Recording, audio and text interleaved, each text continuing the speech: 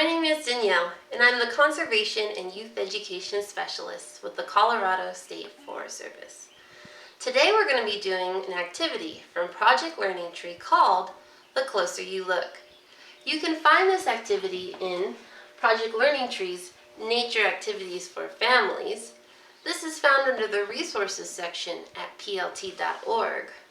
Or educators can get the full-length version in PLT's Environmental Education Activity Guide for Pre-K through 8. Visit coloradoplt.org to find a training in this guide nearest you. Have you ever really noticed a tree? Spent the time and really looked at all the details that were there? Today, we're going to be practicing that act of noticing called observations with our activity, The Closer You Look. For this activity, you will need a piece of drawing paper, colored pencils, crayons, or markers,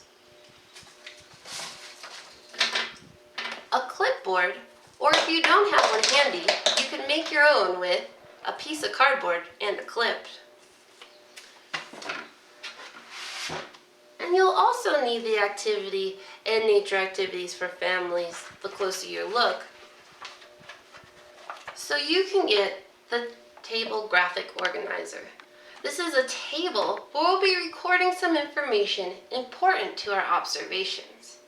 You can either print this off at a computer at home, or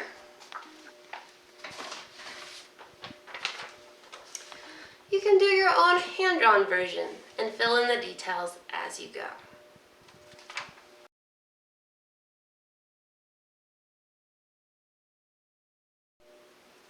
Let's begin.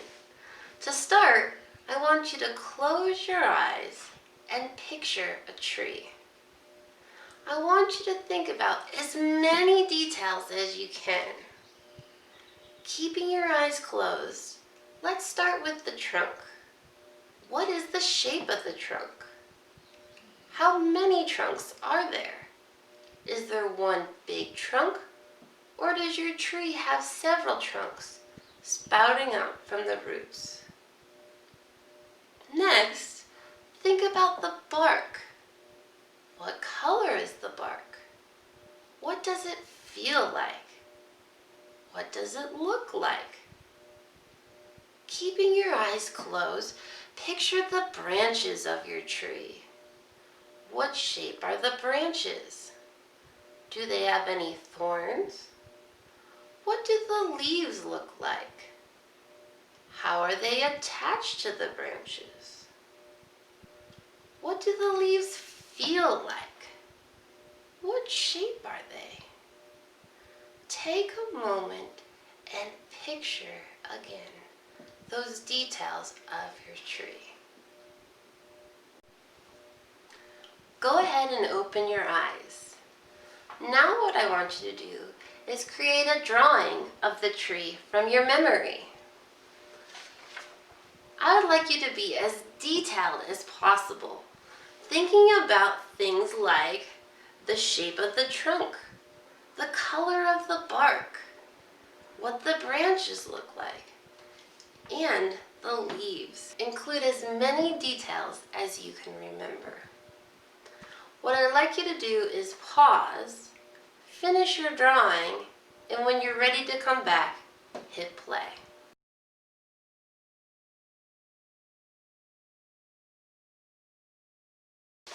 Welcome back. Hopefully you have a pretty detailed tree from memory. Now what we're going to do is use that graphic organizer. You're going to fill in the columns under Tree from Memory with as many details as possible. Being sure to talk about the trunk shape, the bark color, look, and texture. Texture is how the bark feels. The branches, their shape, pattern, and texture. Texture is how the branches feel. The leaves, their shape, pattern, texture, and color. Leaf attachment. Were they attached all in one place, or were they in a pattern? Seeds, fruits, flowers, nuts, or cones. Were any of these found on your tree from memory? What was the overall shape of your tree? And did you remember seeing any plants or animals on your tree? Take a moment to pause, fill in your graphic organizer, and when you're ready to come back, hit play.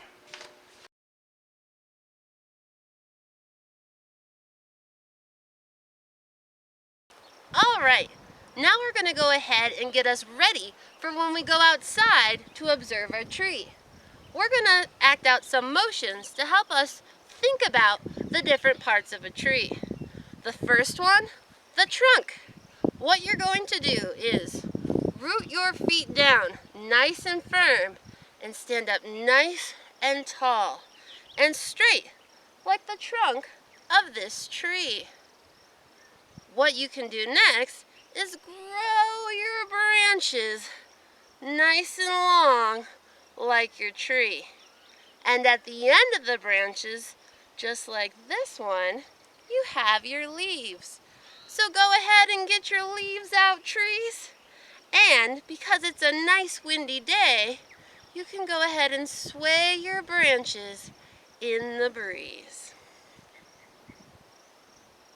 Nice job, trees. Now it's time to get outside. For this, you'll want to grab your clipboard, drawing paper, your graphic organizer, and colored pencils, crayons, or markers. If you have a camera handy, grab that as well, because pictures can help you grab even more details with your tree. You'll want to pick a tree that you can spend some time with. Once there, make sure you're sketching and making observations of as many details as you can. Pay attention to things like the trunk. Is it straight or curvy? The bark. What's its texture? This one feels kind of rough. The branches. What shape are they in? Is there a pattern you can observe? How about those leaves? What shape, color, and texture? These are kind of pointy. Is there anything else to observe about your tree? What's the overall shape of your tree? Make sure you're writing down and sketching with as many details as possible for your tree observations. This is your chance to get outside. At this time, grab your supplies, hit pause, make your observations. When you're ready to come back, you can go ahead and hit play.